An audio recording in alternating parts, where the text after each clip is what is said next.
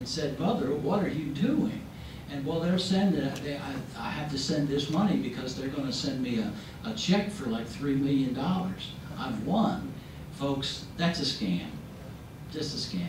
But we'll protect you. I'll protect you. You call my office. Feel free to call me. I'll dig it. Attorney General gets calls all the time.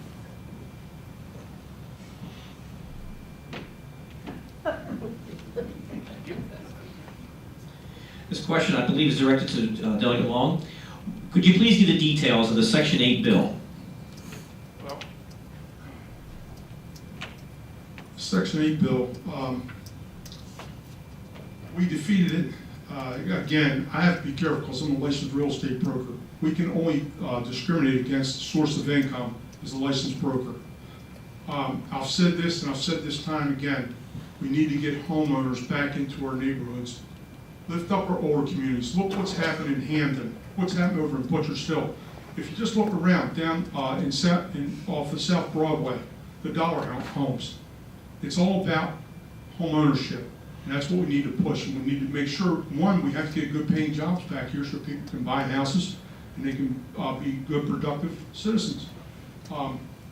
Section 8, I don't want to see any more put down here. We've already got enough. And again, we need to promote home ownership. I actually had a bill in last year, or year before last, that talked about foreclosures. I know it was a big problem. So now the state has to notify every time a house is foreclosed on to the county so they can be aware that that property is now vacant. And I had the bill and it didn't pass, but that's all right. A Democrat picked it up and it went through. I don't care. It happened. And this is what we need to work on. We need to all work together to make sure that we get what we can done for our community. It's not about party. What does the bill actually say? What are the, I don't know how else to put it. What are the details of the bill that you're submitting to stop the section? We cannot, I don't think we're putting a bill in, and I think it's kind of a moot point because if I'm not mistaken, the Secretary of HUD actually just started talking about Section 8 housing. I think there's going to be more vouchers coming out. We don't need any more down here, that's for sure. Well, I'm telling you, home ownership, values of properties goes up. Investors want to get as much return on their dollar as possible. So if your home's worth a lot more to a homeowner, that's what they're going to do. They're going to sell it. I've been doing this for 30-some years. I think I kind of know what I'm talking about. Oh, you do? I'm not Right. saying that. And I'm a landlord, but I'm not an absentee landlord. There's a lot of difference. You have absentee landlords that don't take care of their properties, and the only thing you're worried about is milking them for everything you can. I'm not that way. I'm a real estate agent also, I know. and I'm. We've worked together. Yeah, well. This question wasn't loaded. And I did want to make, go ahead. It's just irritated whenever you have new developments going up and they're allowing more Section 8. Well, the problem is federal law states that if there's more than so many units, I think it's 50. I want to be precise on the numbers, but if there are more than 50 units, they have to take Section 8 housing if it's a rental. It's a federal law. Federal? Yeah, it's federal. Again, I think that if the rents are high enough, if we have like down on Boston Street, you're not going to have Section 8 down on Boston Street. You got houses down there, the guys are paying $24,000 a year on property taxes.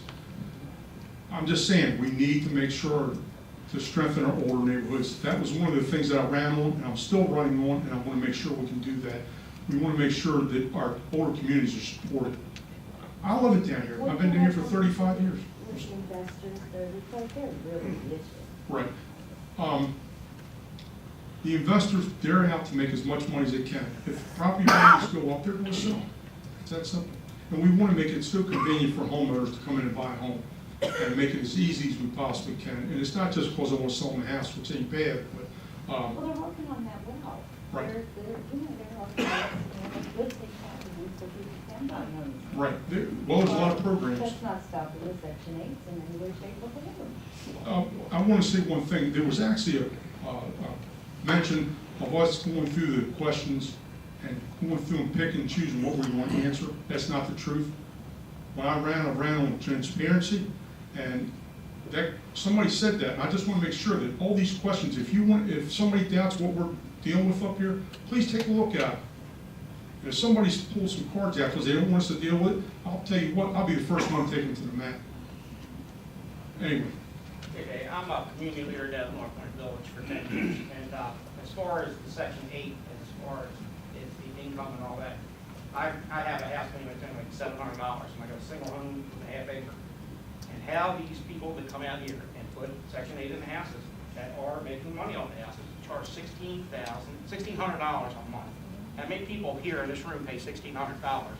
So first off, it has to be a cap put on what they can put on a high house. That's going to limit Section 8. That's going to take the money out of their pocket, and their investments will have to do somewhere else. Now, I mentioned this once before. I think I talked to you, John.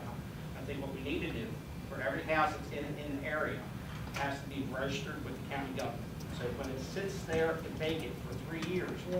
when it's sold, I told John, I wouldn't mind if I had bought a house for an investment. I'd pay $5 to have it registered there, $5 fee. It goes to Baltimore County. Baltimore County comes to community leaders like me, let you know this house is vacant, this is the property owner. There's so many vacant houses in the whole Dundalk area. If this was put in place, it would sit there for years, homeless wouldn't move in, fires wouldn't break in. And then when it does come up to the bank, it takes 3 years to get back to it. You have these investors from New York City who never stake into this community, but basically see a photo, an opportunity to make money.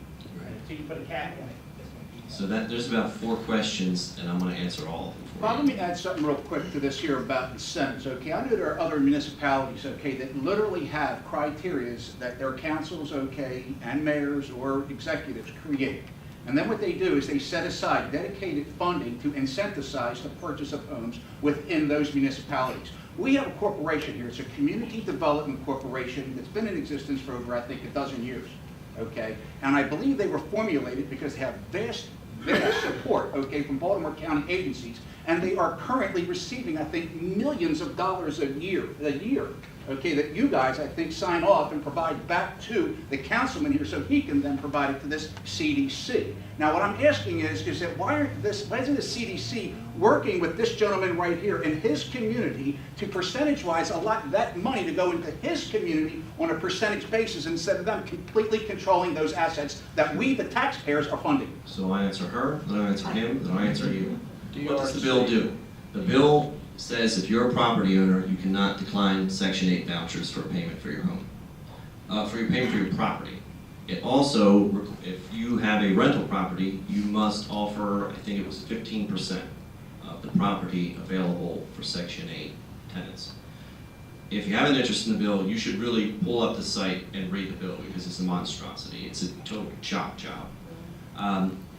You mentioned how much did you mention how much you paid for your home? No, I'm mentioning what Section 8 gives out to a Right. real- So how much does the average- actual person who bought a house through a real estate. How much does an average row home owner pay for their mortgage? $600. I have a single home, I pay about $900. Okay, well, So how much was the Section 8 voucher? Section 8 is getting $1,600. $1,600. That's So $700 more than what you're getting. here's the big problem with a lot of communities on the east side here. You know, like Dundalk and Essex and Edgemere, they've always been like really great, affordable communities. Like I grew up in Essex, Middle River, and you have a lot of row home communities. And my family, my grandparents moved to Hawthorne when the homes were first built. They were row homes. My parents bought their home. I lived there when I was young. And when you have some kind of like vacuum of ownership, like a housing bubble or an aging community, what starts to happen is the housing speculators come in and they figured out that they can make a ton of profit by buying up affordable homes and turning around and flipping it to a Section 8 voucher holder. Does anyone in this room pay $1,600 a month for their home? I asked that question. Yeah, so the vouchers actually go up to $3,000 a month. Look, it's hard enough for like working people to pay for their own bills. There's a little bit of an injustice to pay another person's. It's almost a And incentive look, to get on Section 8. anybody in society would say like, look, if we're willing to help people, but it's become a massive movement to benefit certain voters and not others. And in Baltimore County, there are 8,000 vouchers. There was a town hall, I think Scott may have held or videotaped, And someone asked about that, and the lady who oversaw the program for Baltimore County, she said, we have 8,000 vouchers, we can't oversee them all. There's no way we could ever oversee them all. And it kind of it's a pattern in government. We have these massive programs, we just don't spend any resources to oversee. I know I'm running out of time, so I'm going to try and answer your question, which was. Buzz, can you play it back?